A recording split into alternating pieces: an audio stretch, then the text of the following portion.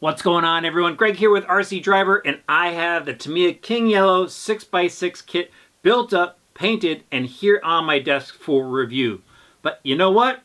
I've already reviewed the G6-01. I reviewed the Konghead over here, and you guys have already seen the video. And this thing is pretty much the same thing with a school bus body on it.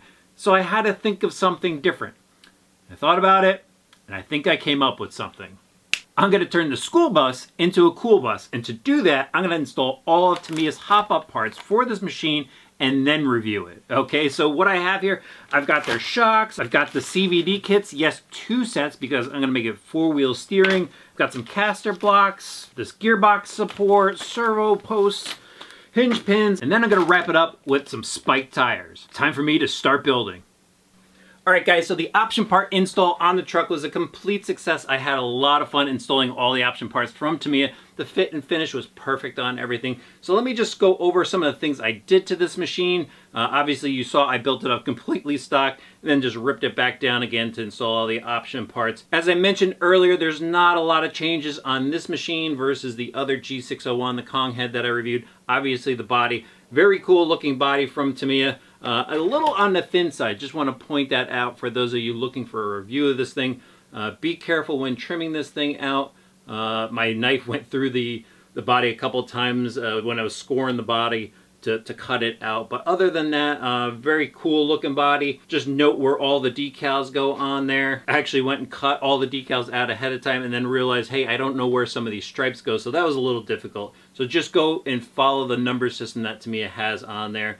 But when it's done, very cool look. It's the Tamiya Camel Yellow on there. I didn't back it with anything. It kind of had the same color as some of the decals. Some of the decals already come that yellow, and it's very close. And you know, I figured this thing is going to get beat up. Why go crazy making sure that the yellows match? It's probably going to just get wrecked anyway.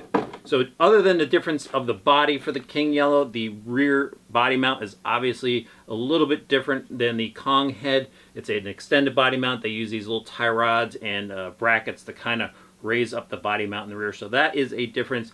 And then the final difference is just the rim colors. It has a satin rim here on the King Yellow versus the Konghead had a chrome rim to it. But other than that, that's pretty much, you know, the only differences between the machine. Now, as I mentioned, and as you saw, obviously there are a lot of option parts on here. And let me just go over some of the things that I put on and tell you some of the things I found while I was building it. And one of the first things I did to this machine was install a full ball bearing kit. It's a must-do, especially if you're going to go and hop it up and upgrade the power system, which I did in this. I'll get to that in a minute. But even, you know, if you're just fooling around with the truck, I really suggest going out and getting ball bearings. Whether it's a Tamiya kit or a Fast Eddy kit, this is actually a mix of Tamiya bearings and Fast Eddy bearings that I had on hand that I put in this machine. Fast Eddy bearings have a nice rubber seal to them. The Tamiya bearings had just a metal shield to them. So I put the Tamiya bearings inside the transmission and all the Fast Eddy bearings on the outside so that rubber seal would protect the bearings from any dirt. Now, after that, I really like the shocks that Tamiya offers. Tamiya offers some of the best shocks on the market. These aluminum shocks here, so smooth, so buttery smooth. One thing I did notice that, you know, I need to tell you guys about when I was building it, the shock stroke on these shocks are a bit longer than the stock shock.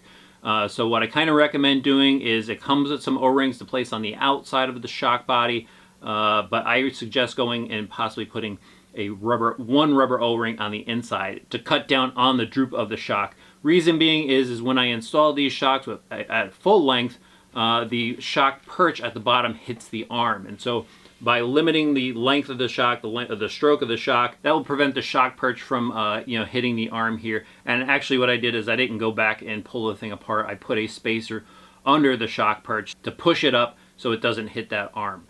So that's something you might want to play with. I went and built these shocks with 40 weight associated oil. I didn't use the oil that came with the Tamiya shock. It does feel really, really good.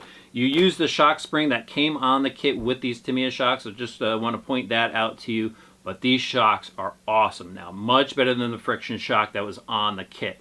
All right, now the next thing I did was I installed these 8-degree caster blocks, these aluminum caster blocks. So they're a bit stronger and they offer a little bit of angle that will tilt the steering knuckle down versus just these 0-degree caster blocks that come with it. So this is a really nice upgrade to get. And I've actually gone and set this up with 4-wheel steering. I'm going to talk about that in a second.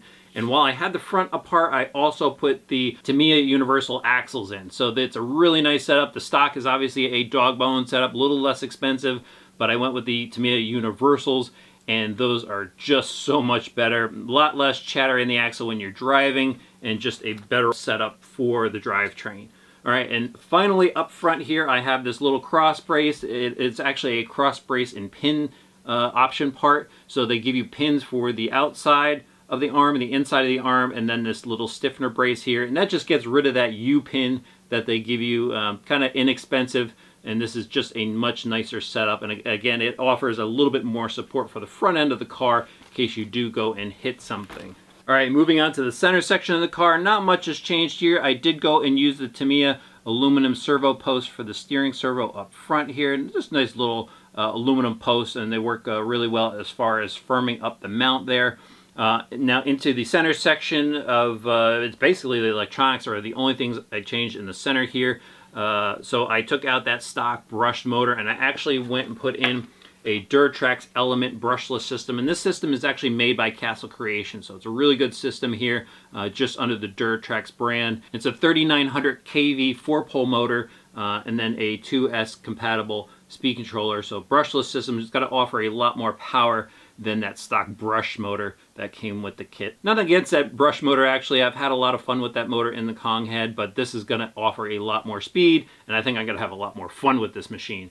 And then I went with a Spectrum radio system, just to throw that out there, and then I did install the 4-wheel steering kit. Now the parts that you need to install the 4-wheel steering come with the kit. So just got to rummage through your kit if you've already built it, and you know, you could go in and set this all up, which is really cool. It should give this truck a lot more steering. But I do need to tell you this, it's a lot of setup work to get the 4-wheel steering right. You can't really rely on your steering trim on your radio to trim your steering as you go. You really need to set everything up on the bench perfectly with your steering at neutral on your radio system before you could go out and run.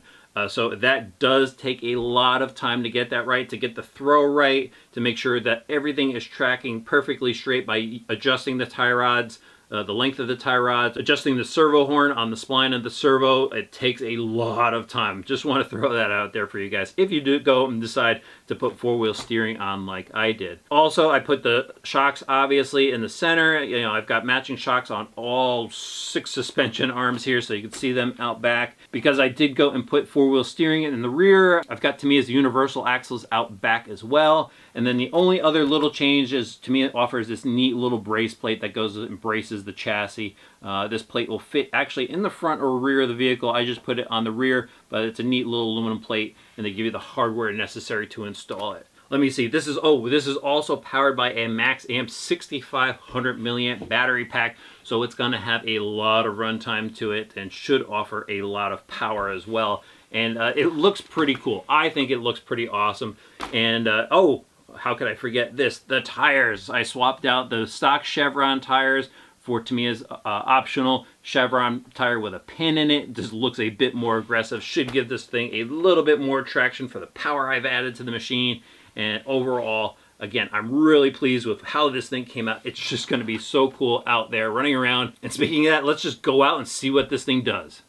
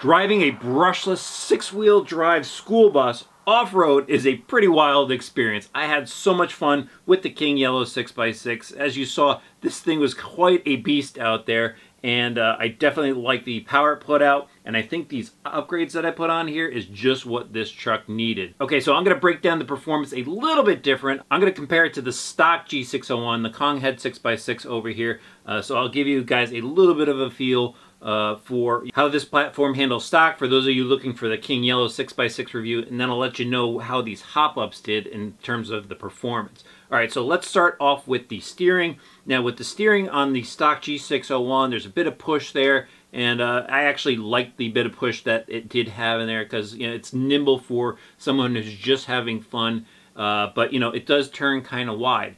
However, you know, as you saw, I did a lot of work to the King Yellow here. It's got four-wheel steering now. It's got a little bit more caster in the front, and the steering was actually way too much. And actually, I should throw in there, the spike tires have a lot more traction. So between all of that, I rolled this thing over a number of times in the first few minutes of driving it. I actually had to dial down the dual rate on the radio, and I was able to get it to a spot where it was really easy to drive. And after that, it was a lot of fun. There was a lot of steering. So if you go and do all the mods that I did, you're going to have plenty of steering in this machine.